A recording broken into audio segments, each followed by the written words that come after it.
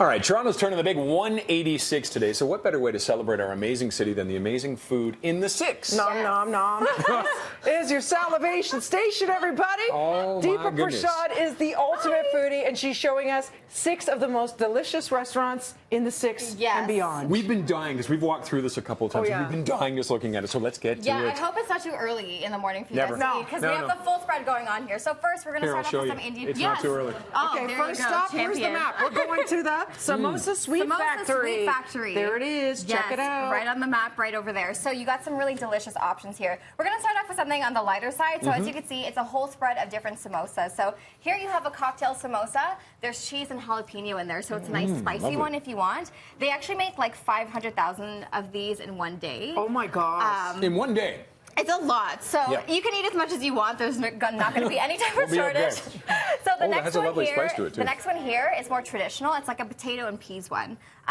Next one is a cheese samosa. It has paneer inside, so it's nice and soft when you bite into it. And then you have a spinach and cheese one as well. So lots of different options to play around with at Samosa Sweet Factory. And desserts. And desserts as well. Of course, look at how dips. beautiful those look. Yeah, so pretty. Oh my so goodness. the Next up, Pomegranate Restaurant, all aboard. On College Street, I've been here. This place is awesome. It is so good. So obviously, if you like pomegranates, this is definitely a good place for you. So they specialize in Persian cuisine. Now, the first dish that we're going to talk about is pheasant with chicken. So there's chicken in here. I'm just going to kind of pull it up. So basically, it's cooked in this delicious sauce.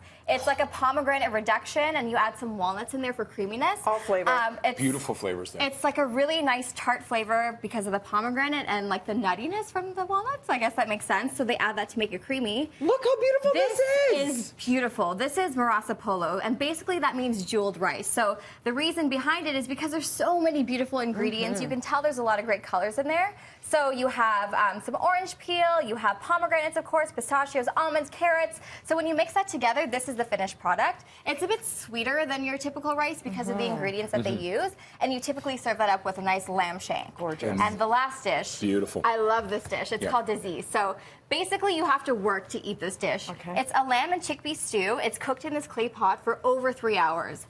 So you want to actually drain the soup out in a bowl first, eat it up with some bread, and then you mash the meat and the chickpeas together. Oh, I love it. And when you eat it, it melts in your mouth. Heaven. It is, oh my God. It is so good. Next, friends, let's head on over with the map. 10 Miles Barbecue is the next stop. So this is a great Chinese restaurant. Now, if you like spicy food, you like heat, this is the place for you. This is the place to be? Yes, because they specialize. I see a lot of peppers. There's a lot of peppers. So this is actually the Szechuan pepper that they use in their dishes. So the first dish here is their gung bao chicken. This is like a stir-fried grilled chicken, and you have the peppers in there. You can eat the whole pepper if you want. If you want to challenge yourself, it's a good idea. If you're looking for a vegetarian option, they have some spicy tofu. Nice. I really like this one here. This is like fresh fillet of fish in a hot, spicy oil. So the fish is actually fried and then boiled in oil, and then put in this hot oil. So lots of oil, which you know means it's good. These two? Oh my God, those are massive. Huge oysters. So I would say also on top of this, you will find a lot of barbecue dishes there. This one is awesome. So this is like a barbecue toast, which you don't see often. Yeah. It's like Texas toast smothered in butter. Of course. Doused in condensed milk and then sugar on top. All right, we've got to move on. So Here, good. but that's 10 Miles Barbecue. Dessert. I love the name. It's called The D-Spot. So I would say my favorite desserts there are their cookie skillets. I mean, look at them. What is this? Some food needs to be modeled. I would say this is one of them. Oh my gosh. So this is their wonderful white chocolate. So it's a macadamia nut base cookie dough. On top is some Belgian white chocolate. And then you have a shot? This.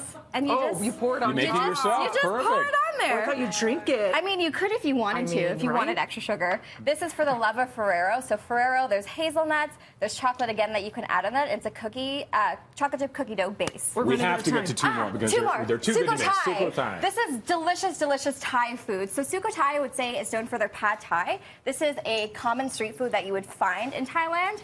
And this is like, it's stir-fried noodles. There's some shrimp in there. There's peanuts on top as well, which is what makes it for me. This is beef cow soy. So it's nice tender chunks of beef in this like hot gravy and fried noodles on top, so it gives it a nice crunch. Look at the mango rice. Everything's so beautiful. Mango sticky rice. And last but not least, Scarlet Ibis. So this is a Guyanese restaurant. Guyana is very interesting because it's a melting pot of different cultures, and that's represented in their food. So you'll find Indian influences, Chinese, Portuguese, African. So we got a couple dishes here. This is cow heel soup. So they actually use the hoof of the cow, which is a fatty part of it, and they put eddos in the soup, split peas. So it's very starchy, and there's a lot of nutrients. Can I quickly, before Yes. the sausages over there? That's actually blood pudding. Oh, blood pudding. Blood pudding, which Yum, is a yum. cool option. Chicken roti. Yeah. Roti is so popular. So this is actually chicken curry and a dal puri. Dal puri is very similar to roti, except that it's split peas that are ground and stuffed into it, so it's much more flavorful. Yes, it is, with some plantain. You got your greens. Yeah, so this is a vegetarian dish. This is dal and rice. So it's split peas, there's pumpkin, there's bhaji, which is spinach for us.